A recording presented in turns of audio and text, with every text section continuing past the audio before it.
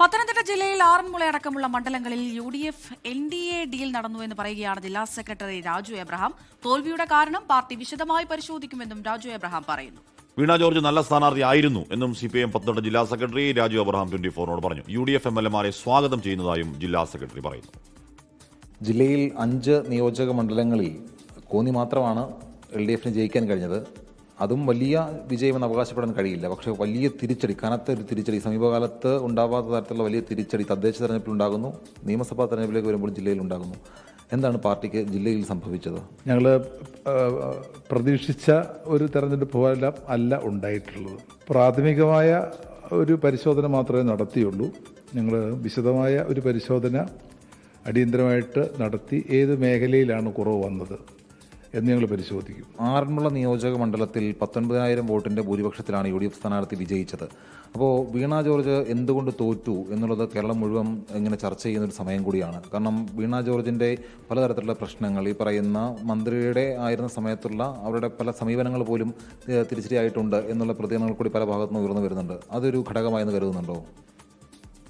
അല്ല, പ്രത്യക്ഷത്തിൽ BJPക്ക് സ്ഥിരമായി കിട്ടിക്കൊണ്ടിരുന്ന വോട്ടിൽ ഒരു 10,000-ഓളം വോട്ടിൻ്റെ കുറവ് ശരാശരി ആറന്മുള മണ്ഡലത്തിൽ വന്നിട്ടുണ്ട്. അത് മാത്രമാണോ കാരണം എന്നുള്ളതാണ് നമ്മളിനി പരിശോധിക്കേണ്ട ഒരു കാര്യം. ഒരു പ്രാഥമിക പരിശോധനയിൽ നമുക്ക് വ്യക്തമാകുന്നത് ഈ വോട്ടുകൾ UDF-ന് മറിഞ്ഞിട്ടുണ്ട്. ഇപ്പോൾ 2020-യുടെ ഒരു മറവിൽ ഞങ്ങളെ ആക്ഷേപിക്കാൻ ശ്രമിച്ച UDF പ്രാദേശികമായി ഈ വോട്ട് വിലക്കെടുക്കുന്ന ഒരു നടപടിയിലേക്ക് പോയിട്ടുണ്ട് എന്ന് മനസ്സിലാക്കുന്നു. തിരുവല്ല ഒഴികെ ബാക്കി 4 സ്ഥലങ്ങളിലും ഈ വോട്ട് കച്ചവടം നടന്നിട്ടുണ്ട് എന്നത് വ്യക്തമാണ്. റാന്നിയിലും കോന്നിയിലും ഈ പറയുന്ന ആറന്മുളയിലും അടക്കം BJP UDF അല്ലെങ്കിൽ NDA UDF ഡീൽ നടന്നെന്നാണോ ജില്ലാ സെക്രട്ടറി പറയുന്നത്? പ്രഥമ ദൃഷ്ടിയ അതാണ് മനസ്സിലാക്കുന്നത്. കാരണം BJPക്ക് നിലവിൽ കിട്ടിക്കൊണ്ടിരുന്ന വോട്ടുകൾ ഇവിടെയില്ല. ആ വോട്ട് എവിടെ പോയി? ഇതിനെ സംബന്ധിച്ച് ചില പ്രാഥമിക വിവരങ്ങൾ ഞങ്ങൾക്ക് കിട്ടിയിരുന്നു. ആറന്മുള നിയോജകമണ്ഡലം മാത്രം എടുത്താൽ എല്ലാവരും ഞാൻ നേരത്തെ സൂചിപ്പിച്ചതുപോലെ ഒരു ശ്രദ്ധയോടെ നോക്കിക്കണ്ടിരുന്നൊരു മണ്ഡലമാണ്. അവിടെ 30,000 വോട്ടിൻ്റെ ഭൂരിപക്ഷത്തിൽ ജയിക്കുമെന്നായിരുന്നു സ്ഥാനാർത്ഥി അവകാശപ്പെട്ടിരുന്നത്. അവിടെ ഈ പറയുന്ന 20,000 വോട്ടിനടുത്തുള്ള ഭൂരിപക്ഷത്തിൽ തോൽവി നേരിടുന്നു. അപ്പോൾ സ്ഥാനാർത്ഥിയുടെ ഏതെങ്കിലും തരത്തിലുള്ള ഇടപെടലുകൾ ജില്ലയിൽ അല്ലെങ്കിൽ മണ്ഡലത്തിൽ തിരിച്ചടിയായി എന്നുള്ളൊരു തോന്നൽ അല്ലെങ്കിൽ അങ്ങനത്തെ ഒരു വിലയിരുത്തൽ പാർട്ടി നേതൃത്വത്തിനുണ്ടോ?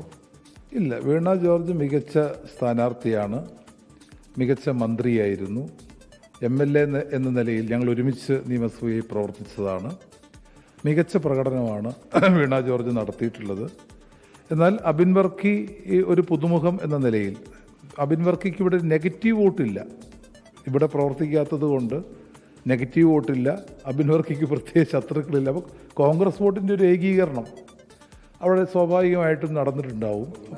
നെഗറ്റീവ് വോട്ടുണ്ട് എന്നുള്ളത് കൂടി വരികൾക്കിടയിൽ വായിക്കണോ? ഒരിക്കലുമല്ല.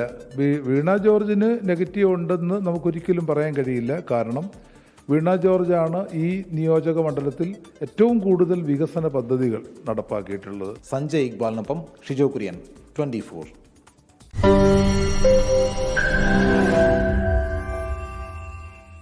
ലോകത്തെവിടെയായാലും ഏത് സമയത്തും 24 വാർത്തകളും ഓഗ്മെന്റഡ് റിയാലിറ്റി പാക്കേജുകളും എക്സ്പ്ലെയിനറുകളും വിശദമായി കാണാൻ ഞങ്ങളുടെ YouTube ചാനൽ നിങ്ങൾക്ക് സബ്സ്ക്രൈബ് ചെയ്യാം.